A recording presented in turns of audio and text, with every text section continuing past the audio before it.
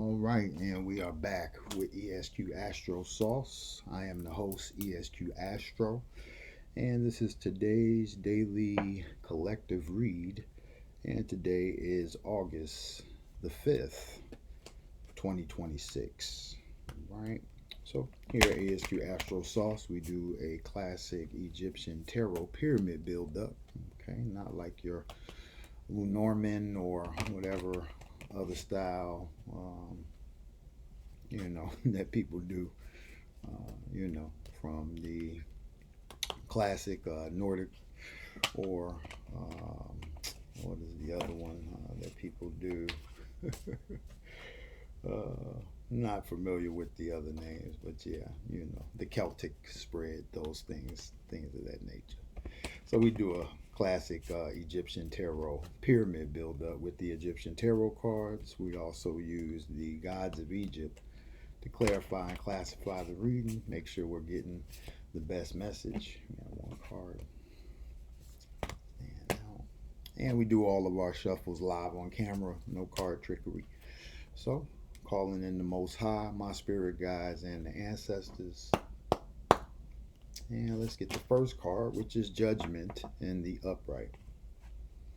Our next card is the Hierophant in the upright. Temperance in the upright. The Chariot upright. The Moon card upright. The Lovers upright. The World upright. Strength in reverse. The Fool in reverse. And to top off the reading, we have the Death card upright. Okay. It's only two reversals through the whole read. The bottom of the deck is the Tower reversed. Okay. So there's our other reversal. So that gives us three reversals coming out in the main read. Just to start though. Yeah, looks like definitely some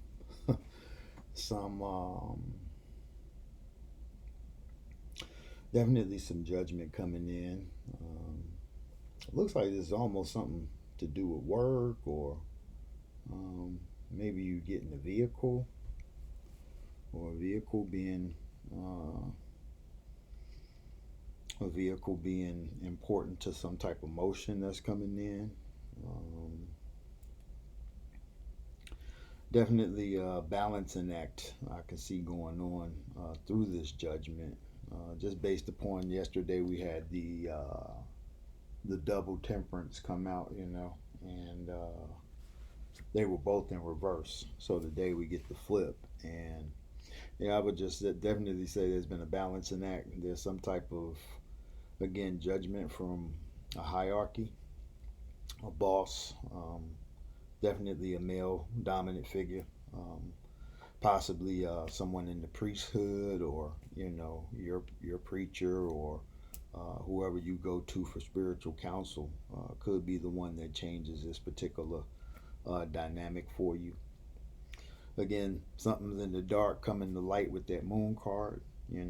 This could be a heavy emotional situation as well, being that the Lovers card is coming out next, to where there's a big choice that has to be made, and it's definitely going to bring forth some change, which again, the World has been coming out almost daily this week. So definitely tell all when that World card comes out in a succession like that. And then we get the turnaround here with the Strength card in reverse, and then the Fool's card in reverse. So yeah, sometimes our weakness is our strength, or sometimes our willingness to be adventurous, or again, take that first step towards something could be, a strength for us. This could also be saying that something, in the situation that's old, could be what's holding you back, keeping you stuck in that Fool reverse. But again, that's a wise man's position. So Again, and that's clarifying the choice that you have to make. So with the death card coming out right at top, again, something's dying, but something is either being rebirthed or something's dying for something new to come in. Okay. Heart of the spread, though, is the Lover's card. So again, the only two cards in the spread in the reverse are the Strength and the Fool card. Everything else is upright. And then to clarify the bottom of the deck with the Tower in reverse. Again, there could be a rebuild. There could be an old situation that's coming back around. There could be things that are, um, again, being observed in the rebuild as far as what you can't see coming, um, and what may come about when it comes to getting to the other side of this death and rebirth. Okay. So I think the reading's pretty simple. Again, mostly uprights. The two turnaround cards are in a position of, again, um, the wisdom. That's what the two is. So those two cards right before we get to the top definitely represent that. But we'll clarify with the gods, let them have the final say so. Let us know what's going on within their realm. And what we can't see coming again is that Tower in reverse. We'll look at the bottom of the gods deck to see what they have in store for you and what you can't see coming from them. And again, this will pertain to the day. But again, anytime you get the reading, I think it's for you. We don't do things for entertainment purposes here on ESQ-Astro. Everything is done purposely with the intention to try to find answers and solution to current situations based upon what we're reading through the energy and the cards. I'm more sunshine and rainbows when it comes to getting to solutions than doom and gloom to try to make people feel a certain way, or again, do card trickery off camera to set up a prosperity reading. If it's in the read, you'll see it, and when I do the shuffles live, I think you get a better feel for what's real as opposed to what could be staged in this day and age. I think that rhymed. Wow, that was kind of hot. All right. And the gods say, yep, passion, that's that. Yeah, so this is definitely, I would say, some type of relationship intertwined here, but it looks like some type of job or some type of judgment and a court situation maybe. Again, Anubis appears twice in the judgment as well as in the death card. So this definitely can be, again, that pivotal point of the turnaround, where you start to see what's actually in front of you. And again, go for yours, be passionate. This rebuild could definitely benefit from that passion, I would say. But overall, I think that's what the gods are saying with that clarifying card, that there's a lot of passion here. Again, there's definitely a relationship intertwined with the reading. But again, we have to be wise in situations to understand things beyond our current perspective, but prospectively where we're going. And again, ask yourself the questions: do these people, do these situations, do these things align with where I see myself going? Because to me, that's important as far as the momentum that you can build, as opposed to having doubts and things of that nature that can actually stagnate things when you don't move in sheer confidence. So, bottom of the deck for the gods, yep, the exploration card. Okay, and that's in the upright. So God's pretty much clarifying things in the upright. What you can't see coming is exploration. And again, no coincidence that's where we put that card, and it comes right next to the world card to show there definitely is some change, definitely some travel. I've been seeing that. Um, Maybe short distance travel or road trip. But something's definitely coming in that's going to change.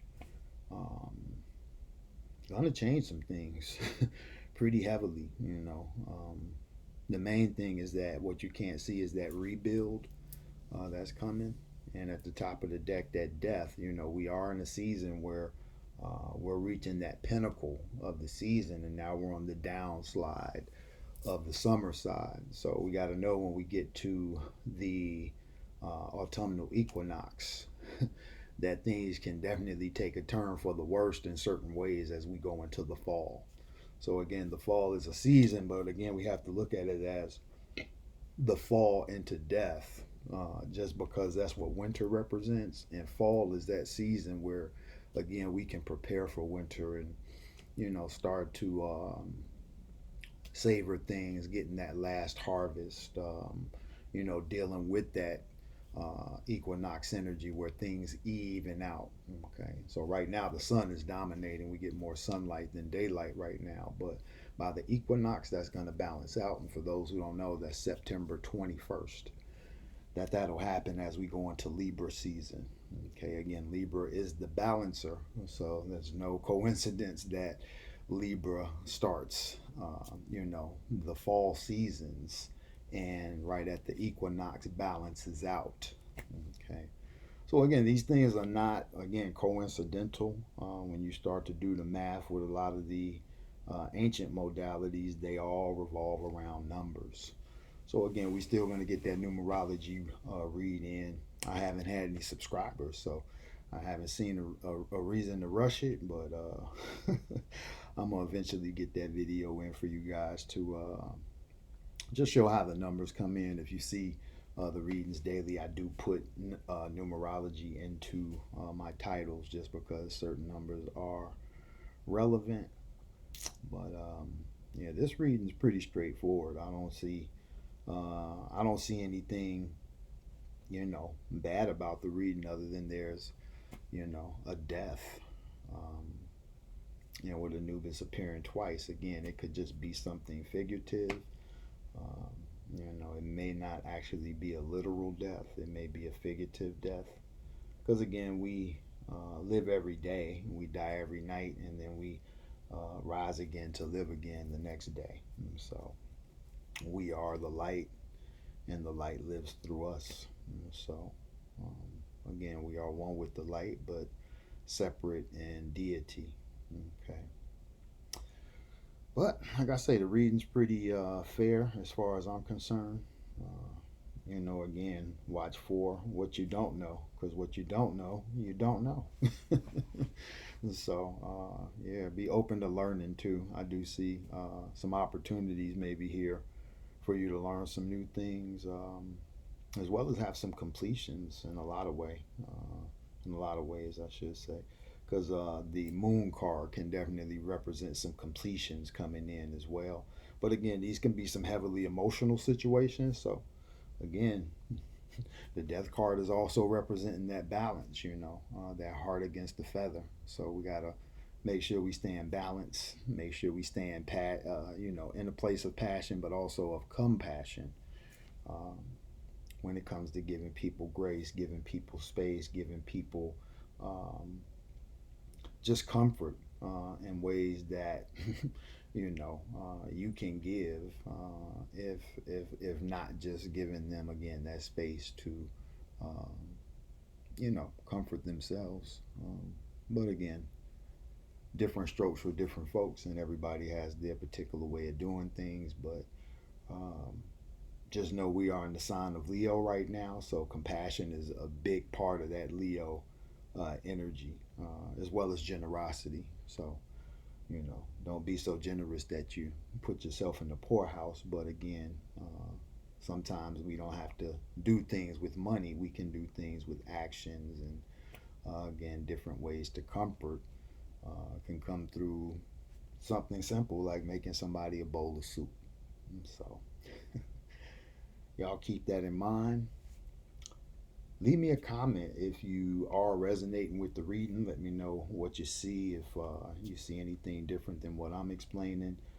And like the video, share the video, subscribe to the channel. Again, we want to build up the viewership so that we can get more out into the algorithm for tarot videos. But again, I want to start doing astrology videos. I want to be able to go live and maybe do some um, astrology videos, doing maybe some live natal readings, just quick little samples to get you guys on cue with what I'm on with. And yeah, we are steadily getting the website together. So y'all stay tuned.